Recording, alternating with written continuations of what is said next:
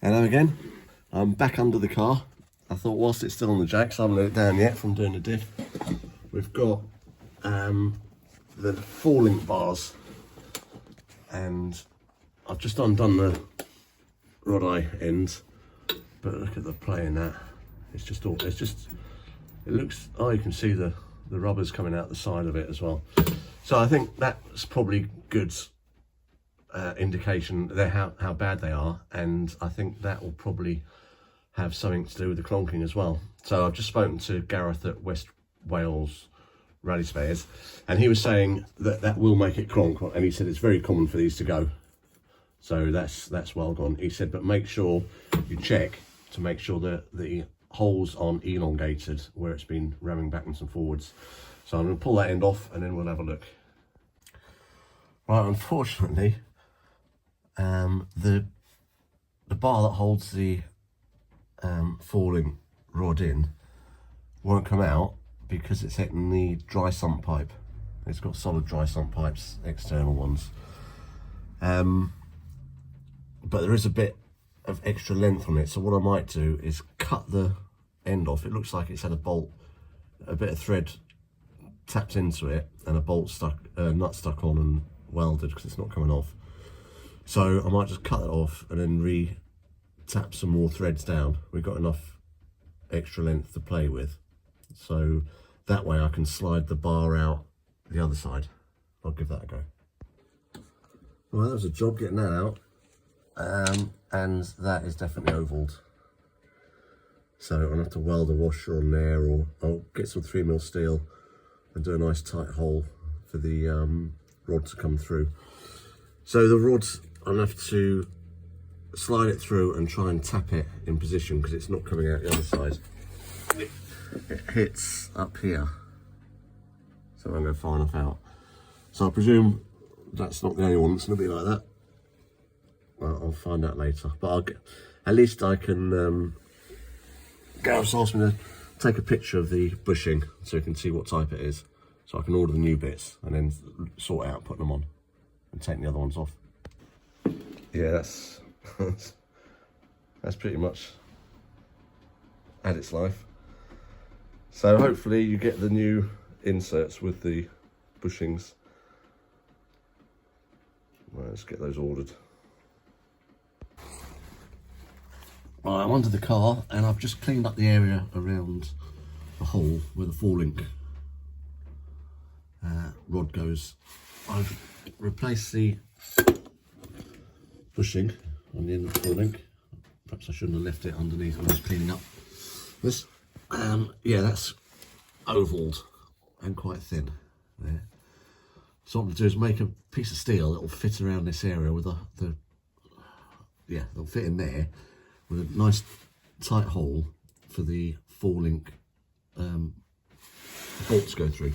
Now this is the new bolts they do with a bolt either end, because the bolt runs right the way through and then comes out over here, and you can't get it any further that way because it hits the sill, and unfortunately it won't go any further this way because it hits the dry sump pipe.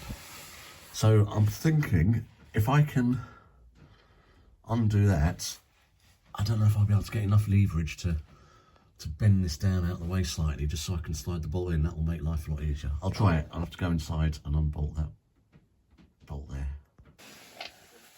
What I found is I can get it through, I can get the new rod through at an angle and then push it up, so it will, well, I hope it's long enough.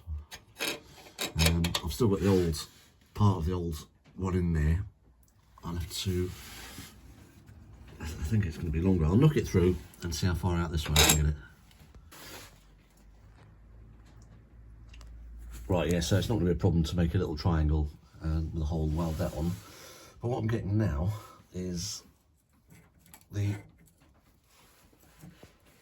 trying to get the bolt in the other end. I don't know if you can see it, but it's not quite lining up. And I'm guessing, I don't really want to fiddle about with that because I know the guy who used it before, he spent a lot of time setting that up, getting it all aligned. I'm just guessing there was more play in the joint. I'm guessing if I change all four, it'll make all four the same, depends on how worn they are. But there's no point fighting this, I might as well take the top one off, because that's got to be done anyway. And then I would presume the axle will move freer. It's all learning for me. I've never done this sort of thing before, so I'm sure I'll have a better understanding afterwards.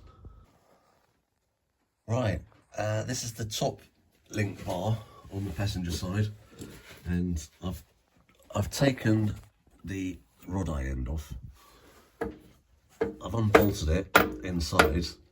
I mean, the lower one was hard enough to get back in. This is proving pretty tricky to get back out. This is not my favourite job, this one. Apparently it's a conversion you can do that you put Land Rover ones in, but you have to change the ends on the bars, so you have to set it all up again. I just want to replace the rubbers and not get involved with the setting up of the four-wheel alignment and all that. I think I'll have to try and get a bar in there. I'm a bit concerned about getting it back in afterwards. That's it out. That all looks a bit mullered. So yeah, definitely up for replacement. Oh, it's marked as well. Top and near side. Cool. Right, let's go and replace these ones. They do seem to be, I was going to say slightly offset, but maybe not. I'm just squeezing the bush in. It's almost in now. I'm using a sash clamp. I've been trying with the press, no good. It just keeps popping out, but this seems to work all right. I just warmed up the bushes a bit in water first, and just got to pop it in a bit more, and that's ready to go back on.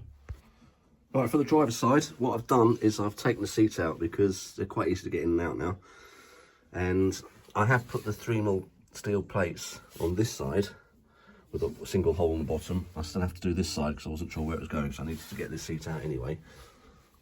I've taken the battery out because that was blocking access to the 4-link bar. This side should be a lot easier because I could probably manoeuvre it while I'm putting the bolts in. That side was an absolute nightmare, but it would have been easier if I'd got someone to help me or been able to get the door open. Right, so I'll undo this one. Right, getting the, it's a bit easier to explain on this side than it was on the other side. So getting this bolt out to release the 4-link bar, it came right through. It's tubed and comes right through to there. So you can't get it out here because it slightly hits the seam there. And I can take the exhaust off, but that's going to be a lot of work. So what West Wales Rally supplied was a long bolt with nuts either end, which I can almost get through there. I reckon if I relieve a bit of the seam, just take a bit off it, then I'll be able to push it through no problem, and I won't have to get involved with the exhaust. So I think I might just cut this with the angle grinder to get that bolt out, drop the 4-link, this bottom link, redo the bush, do the top one, and then relieve this slightly, push it back in. So I'll give that a go. Right, what I've done is I've sprayed this stuff, which is very good at removing rust and keeping everything clean. So I've sprayed that in there, and then I've been banging this through just to give it a clean out. But it does get really tight in there, which is good because it means it's not wobbling about at all. But you do have to really bang it. I'll do the same that side as I'm doing the other side to sort out the hole. Once I've got the bolt through, I can weld a piece of 3mm steel onto the outside of here, and that will make sure it doesn't wobble anymore. Right, let's get this bush changed. What I did on this one, it's sort of evolving as I'm doing more, is the ends were all puffing out on this, so I just cut with my Stanley knife, cut around the edge, and it just fell out, it just popped out. I mean, that's how bad they've gone. And then I basically just put the New bushing, wound it in, and then you have to put a socket over the end of it, and then carry on winding it in, and push it right the way through, and then it just pops out the other end. Right, one more, well, I've got one more to do, and then I've got the 5-link bar, which I might as well do as well, because it's got the same bushing on it.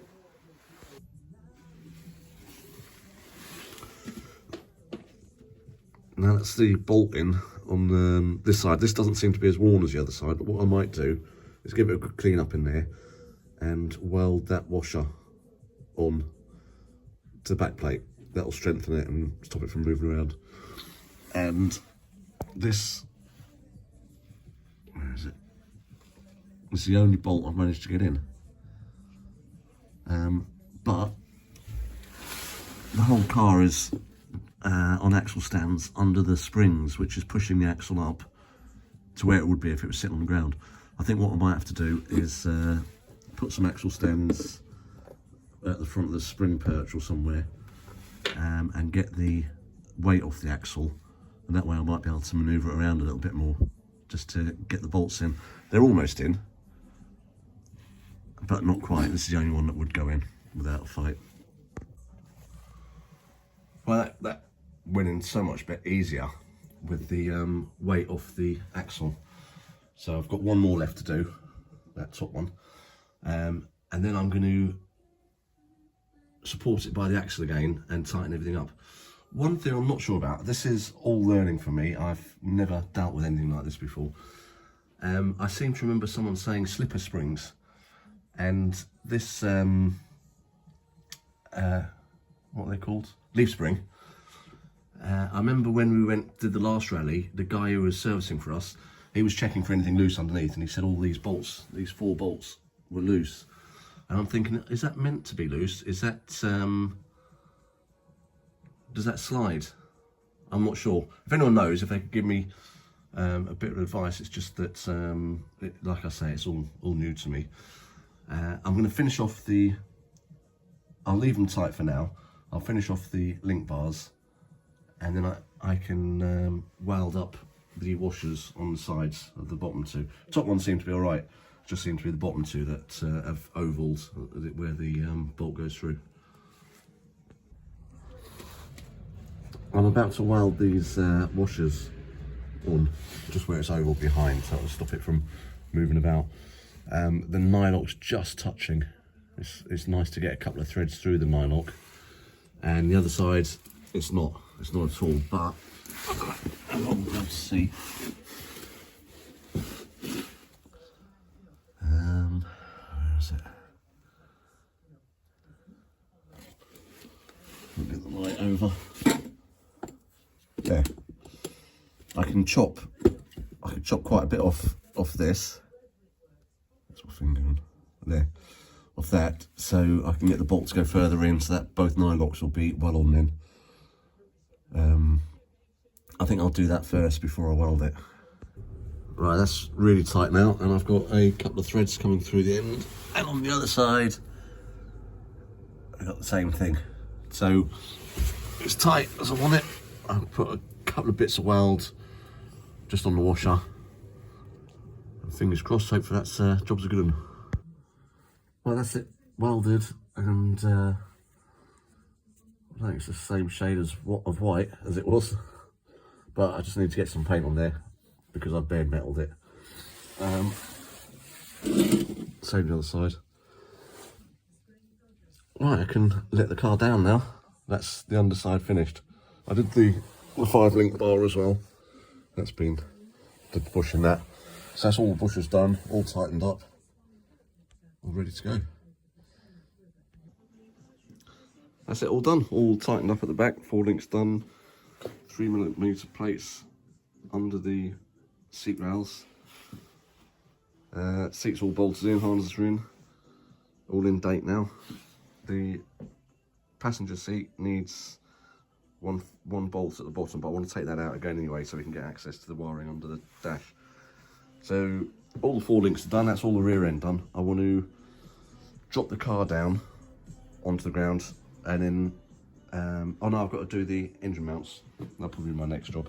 Get the engine mounts done, and then yeah, slide it over and have a look at the wiring. Like I say, this is all learning for me. If you do see anything that I'm doing that I shouldn't be doing, if you could let me know, that'd be great. I know quite a bit about the BMWs, but the Escort's all new to me. That falling wasn't much fun. It wasn't a nice job to do.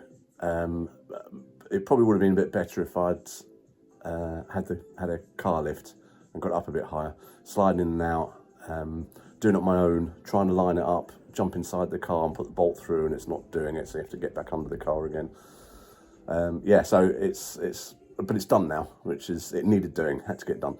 Engine mounts, I presume they're going to be straightforward. Just press the old ones out and put the new ones in.